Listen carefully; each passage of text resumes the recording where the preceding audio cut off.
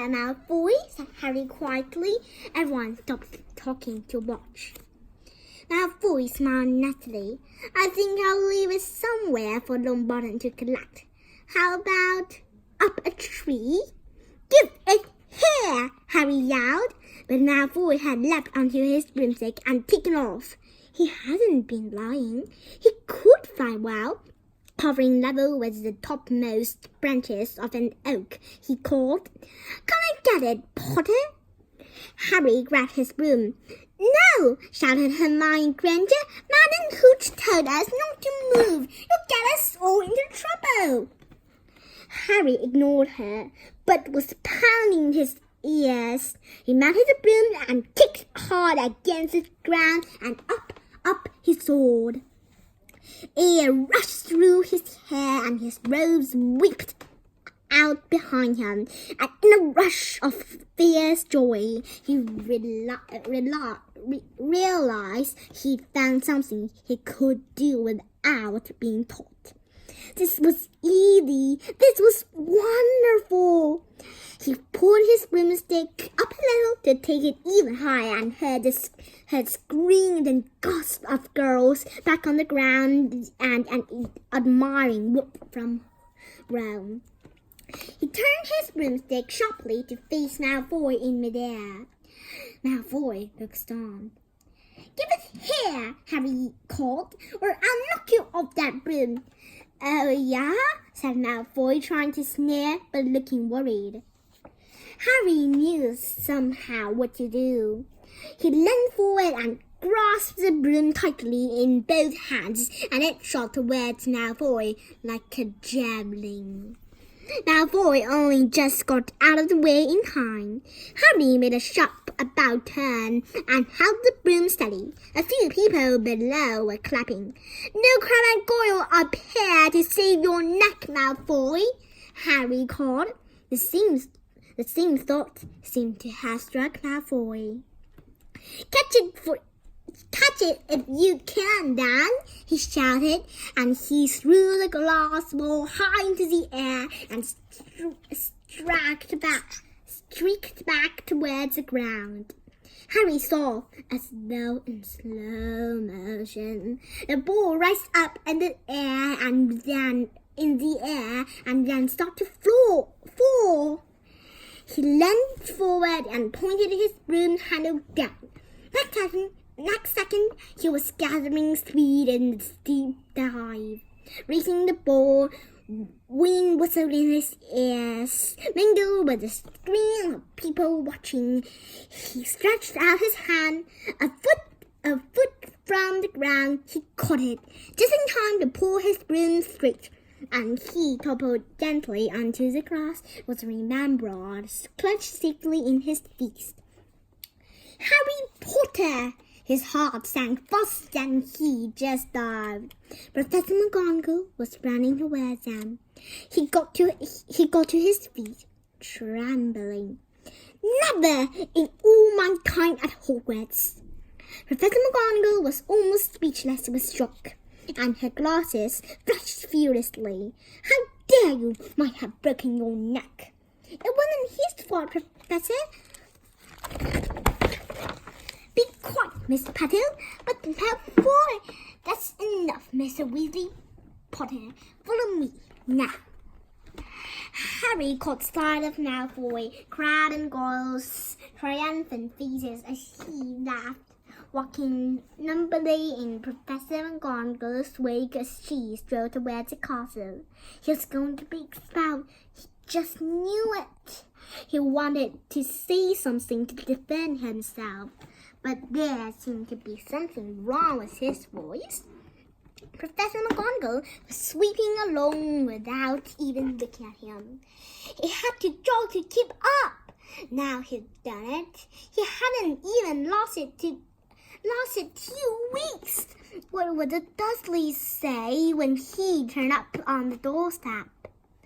Up the round steps, up the marble staircase inside, and still Professor McGonagall didn't say a word to him. She wrenched open doors and marched along corridors with Harry trotting miserably behind her. Maybe she was taking him to Dumbledore. He thought of Hagrid, expelled but allowed to stay on as gamekeeper. Perhaps he could be Hagrid's assistant. His stomach twisted as he imagined it, watching Ron and the others becoming winners while he stomped around the grounds, carrying Hagrid's bag. Professor McGonagall stopped outside the classroom. She opened the door and poked her head inside. "Excuse me, Professor Flitwick, could I borrow wood for a moment?" What? Thought Harry, bewildered.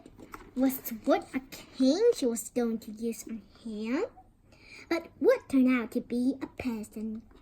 A barely fifth-year boy who came out of Flitwick's class looking confused.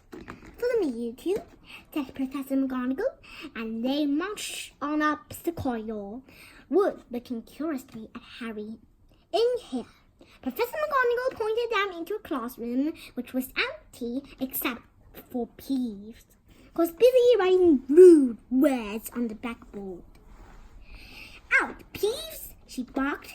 Peeves threw the chalk into a beam, which clanged loudly, and he swooped out cursing. Professor McGonagall slammed the door behind her and turned to face the two boys. "Potter, this is Oliver Wood. Wood, I found you a seeker." Wood's expression changed from puzzlement to delight.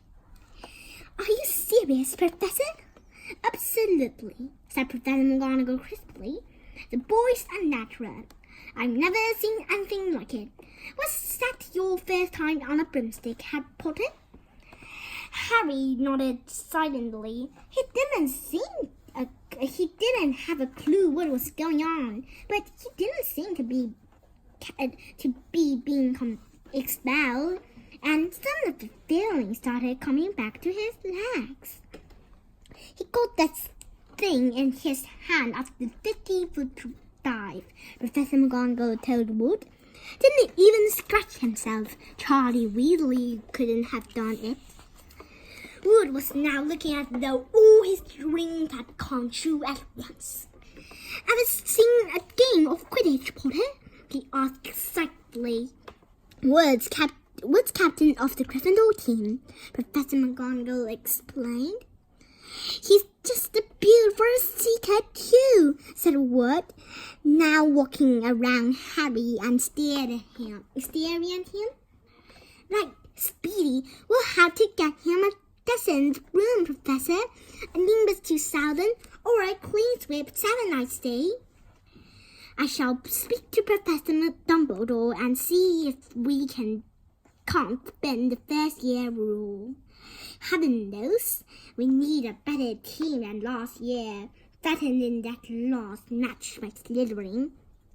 I couldn't look Severus Snape in the face for weeks." Professor McGonagall peered sternly over her glass at Harry. "I want to hear your train hard, Potter, or I may change my mind about punishing you." Then she suddenly smiled. "Your father would have been proud," she said. "He was an excellent Quidditch player himself." "You're joking." It was dinner time. Harry had just finished telling Ron what had happened when he fell the grounds with Professor McGonagall. Ron had a piece of steak and kidney pie halfway to his mouth, but he'd forgotten all about it. "Seeker," he said, "but first years never. You must be the youngest house player in about a century," said Harry, shoveling pie into his mouth. He felt particularly hungry after the excitement of the afternoon. "What told me?" Ron was so amazed, so impressed. He just sat and gaped at Harry. "I start training next week," said Harry. "Only don't tell anyone. Wood wants to keep it a secret." Fred and George Weasley now came into the hall, spotted Harry, and hurried over. "Well done," said said George in a low voice. Wood told us you're on the team too, because I tell you, we're going to win that Quidditch Cup for sure this year, said Fred. We haven't won since Charlie left, but this year's team is going to be brilliant. It must be good, Harry. Wood was almost skipping when he told us. Anyway, we got to go. Lee Jordan reckons he's found a new secret passageway out of the school. That is that one behind the statue of Gregory the Smarmy that we found in our first week. See you. Fred and George had hardly disappeared when someone far less welcome turned up. Malfoy, flanked by Crabbe and Goyle.